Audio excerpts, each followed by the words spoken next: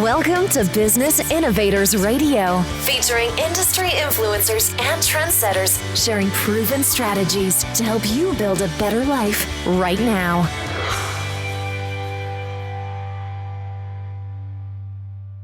Hello and welcome to Business Innovators Radio with me, Luana Ribeira, and I have a very special guest today. Very excited to speak to this incredible woman, Clarissa Kristjansson, midlife and menopause coach and mentor, and host of the Thriving Thru Menopause podcast. Clarissa, welcome. Thank you so much, Luana. I am delighted to be here. You're doing such incredible stuff. So tell us exactly what you do and who you help. Yes, well, I'm a holistic and therapeutic menopause coach and mentor. I'm helping women who are struggling with their menopause symptoms to find ways that naturally support that diet, lifestyle, movement in the form of qigong practices, as well as working with our mindset, conquering our stress, building compassion for ourselves. So really the way we can nurture and nourish ourselves in the menopause years, not just through medication, but really through the whole holistic approach, mind, body, and soul. That is absolutely incredible. What do people usually get advised, like when they hit menopause? What do you do differently? Well, I think most of the advice that they get is great advice from doctors, but it's very focused on the body. It's focused on working with those physiological symptoms that we have, be they hot flashes or weight gain or the myriad of other symptoms that can appear. And sometimes there's a little bit of addressing of, shall we say, mental health issues like anxiety or depression. But we don't address maybe many of the root causes that are there. How healthy is your gut? How well are you managing your sleep, your stress? How much time are you taking out for yourself? And I think also, how do you speak to yourself? You know, we have a terrible way of talking about ourselves and thinking about ourselves as women that comes from decades or centuries of being indoctrinated that we have to look and be a certain way. And that comes back and kind of bites us a bit in perimenopause and menopause. And so I look very much at those root causes and helping women to overcome some of these limiting behaviors, beliefs, and really say, how do I put my life onto a different track now that I'm going through perimenopause? How do I take hold of it? And also, how do I begin to look at what's going to come next? You know, we're going to be in menopause when we're 50.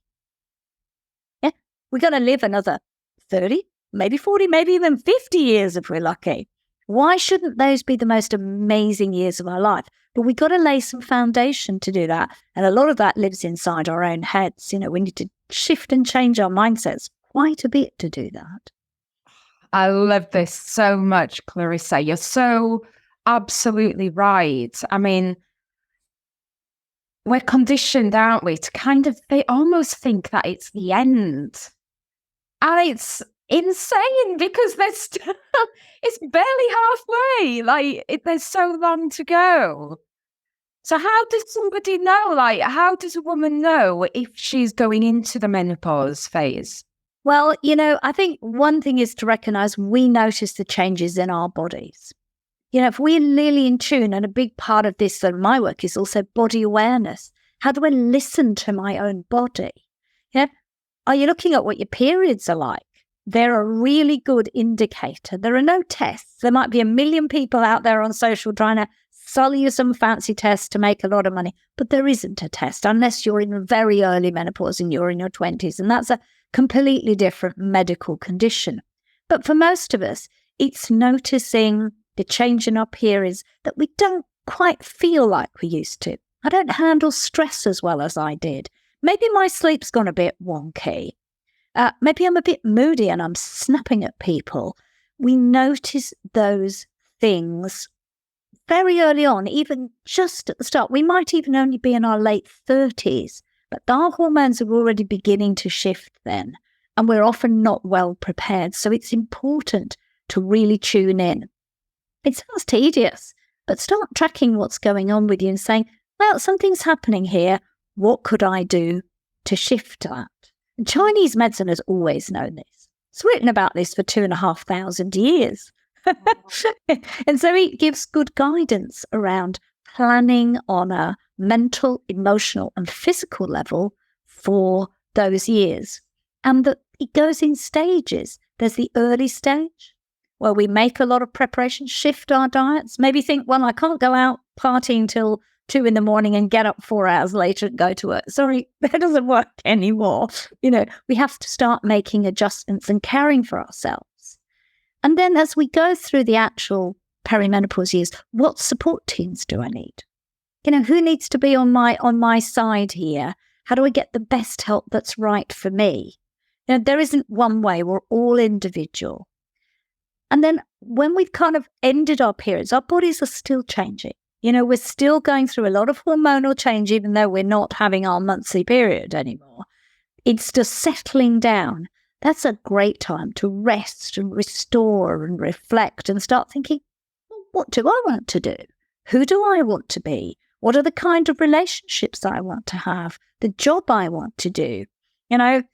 Do I want to pick up things that I had to drop because I had a family and a career? Do I want to try completely new things? I think yesterday I was reading about a woman who was 60. She started becoming a rapper. Well, wow, I love it. I love that. And I thought, that's brilliant. Do I want to, we don't all have to become, coaches and leave our careers, but we might take up a new hobby. We might travel somewhere, learn a language, but start to think about you and how you want to embrace life's opportunities. Nice. And are they the kind of shifts that happen when women come and work with you? Absolutely, because that's what I'm seeing them to do. They sort of step back and go, wow, I can do this, or maybe I can do that, or actually I'm not happy where I am. Maybe we do need to go to couples counselling. That's a hard thing, but maybe you need to do. Maybe you need to have much stronger boundaries and say no and stop giving to everybody and ask other members of your family or seek help. We may have aging parents. Many of us do. I did. My mum had dementia when I went through perimenopause. But in the end, I knew that I couldn't do this anymore and she had to go into a home. That's a really hard decision. But many of us are facing those things which are beneficial for us and for other people involved. So we start to put ourselves a little bit more first without being selfish. Wow. And what's your journey been like? How did you get into this? I had a very difficult perimenopause years with a lot of anxiety. I was under a lot of stress. I'd gone through the loss of my mother. I had a marital breakup and a small child. And I emigrated actually to Australia when I was 44. I went to live in Sydney for nearly 15 years. Wow. I needed to change my life. I knew that where the track I was on wasn't good for me and it wasn't good for my child. And yes, I went back to a corporate career and I wish I could have walked a holistic path then, but it wasn't the right time. But as my son grew up, I then started to get more interested first in my own health and then how I could help other people. And I began to just have more and more women who were kind of midlife. Their stories sounded in places very like mine. And I delved deeper into the menopause. And I picked up threads from my past where I'd been working with Chinese medicine and holistic massage as well as health coaching and put them back on track. And that's what I do now. And I've been working full-time like this for nearly 8 years. Wow. Can you give us some examples of changes that people have had through working with you? Yes, I've had a lot of women who have come to me really running on empty. I had a wonderful, wonderful client who was juggling 2 small children, a big corporate advertising career, tried to build a new relationship, and she was just trashed. I mean, her whole energy was gone. She had really bad anxiety and brain fog. She ended up being asked to leave her big corporate job because they were saying to her things like, your clients don't trust you anymore, because she's going brain foggy and forgetting things. And we're not always as tolerant as we might hear the menopause at work stories say. And she came to me and we really worked together at where her energy was going, what her priorities in life were, started looking at her diet and her exercise as well. And she took some time out. She took a little temporary job to tide her over. And she's actually now in her relationship. It's flourishing. She ditched her corporate career and in fact is now a local politician. Doing a wonderful job. And I just see her out there and she looks a completely different person from the person that sat in front of me online. You're thinking that her whole life was going down the drain. So sometimes it's me putting in place little stepping stones for people to say, I could do this. Sometimes I have people like a current client of mine who has Hashimoto's. She's really very unwell in many ways, but I'm helping her to have better conversations with her doctors so that she gets the help she needs and supporting her with things like diet and setting boundaries, because that's important because she gets tired and she wants to do everything. And she's beginning, and I can see the change in her already. Much bolder, much more able to say, actually, no, I can't do this, but I can do that. And so we think those changes sometimes when we say them sound small, but they're big inside people's lives. They're fundamental. No change is a small one, is it? Because it all adds up and it moves into other things. That's amazing. Like it's a full life change, isn't it? Absolutely. It's a whole different way of people to look at their lives and what they really want from it and how they put in place a different set of sort of pathways to get there. They can be physical, they can be mental, and they're definitely emotional and spiritual too, because we're a whole human. Yes. What would you say to somebody? What final bit of advice would you want to say to the women out there who may be going through menopause right now? I think what I would say to you is, not every day is not a bad day. We have moments and we have to cherish the good ones. Try and focus on some of the positive aspects of this time of life, not always just the negative. That's big in the media. There's a vested interest because people want you to buy stuff, but there is a positive side to this. And that is that you are preparing to step into what is known in Chinese medicine as your second spring, where you can be creative, have new opportunities, and have another spring in your life. Amazing. So, it's not always easy. There is help, but it does end too. Nice. And you have a podcast, don't you? I do. My podcast is called This is really Thriving Thru Menopause. It's been rated the top holistic menopause podcast worldwide. Congratulations. I know. I started it in my bedroom, but now it's sort of got a life of its own.